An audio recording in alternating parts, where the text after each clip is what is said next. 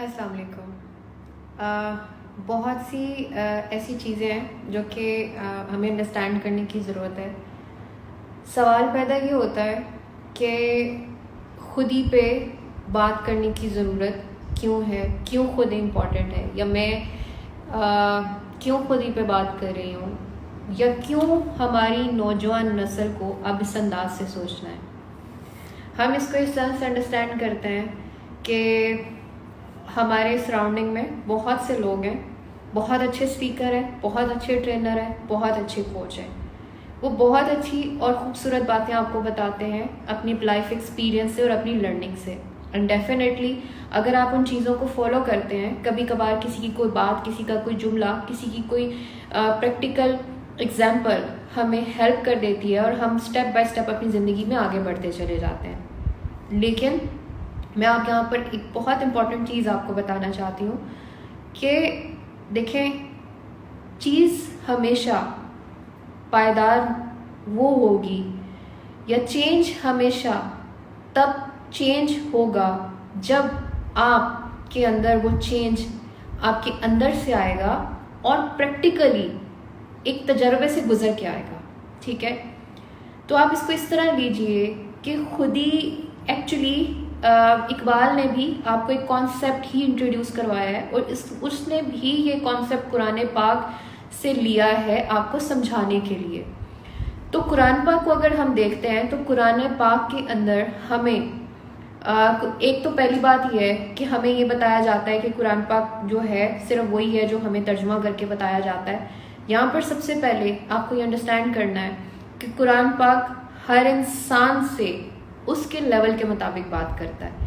جس دن آپ قرآن پاک کو اس نیت سے پڑھنا اور سمجھنا شروع کریں گے کہ قرآن پاک آپ سے بات کر رہا ہے, قرآن پاک آپ پر اتر رہا ہے, آپ کی قلب پر اتر رہا ہے, آپ کے لیول کے مطابق, اس دن آپ کو قرآن پاک کی ایک اور طریقے سے سمجھ آئے گی. اس دن قرآن پاک آپ کے سامنے اندر کی باتیں بھی بتائے گا آپ کو, قرآن کی روحانیت بھی آپ کے سامنے کھلے گی. یہاں پر میں ایک چھوٹی سی ٹپ دیتی جاؤں. If you want to understand Quran with its real meaning, try to undo the all concepts in your mind, in your conscious or unconscious mind.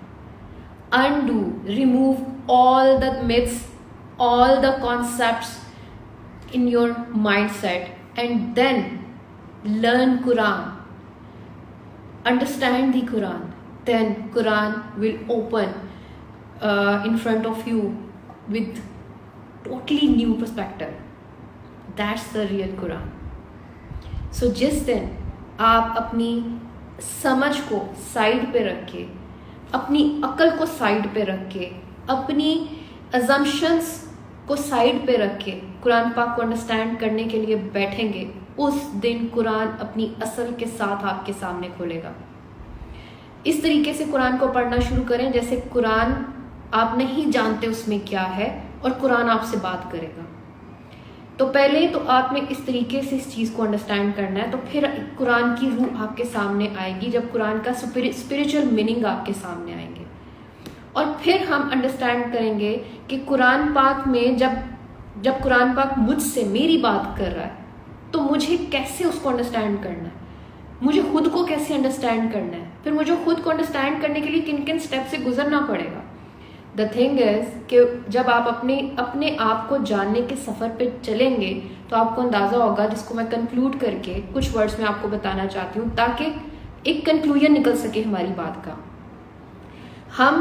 میں ایک انسان ہوں اور میرا ایک نفس ہے.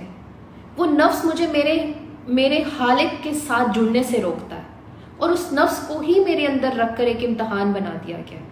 سو جس دن مجھے یہ اندازہ ہو گیا کہ ایکچولی میں کون ہوں اور میرا نفس کیا ہے, تو جس دن میں ان دونوں میں فرق کرنا سیکھ جاؤں گی, اس دن میں آئیڈینٹیفائی کر لوں گی کہ میں کون ہوں, میرا نفس کون سا ہے, اور کیسے مجھے اپنے نفس کو اپنے اور اپنے خالق کے بیچ آنے سے روکنا ہے. اور جب ہم یہ کر لیتے ہیں, جب ہم پریکٹیکل کر کے پریکٹس کر کے ہمیں سمجھ آ جاتی ہے کہ کہاں ہم نے اپنے نفس کو کنٹرول کرنا ہے اور کہاں ہم نے خود پہ ورک کر کے خود کو اسٹرانگ کرنا ہے. جب ہمیں اپنے نفس کو کنٹرول کرنا آ جاتا ہے تو الٹیمیٹلی ہم اسٹرانگ ہو جاتے ہیں اور ہم اپنے خالق کے ساتھ کنیکٹ ہو جاتے ہیں. That's the minor meaning of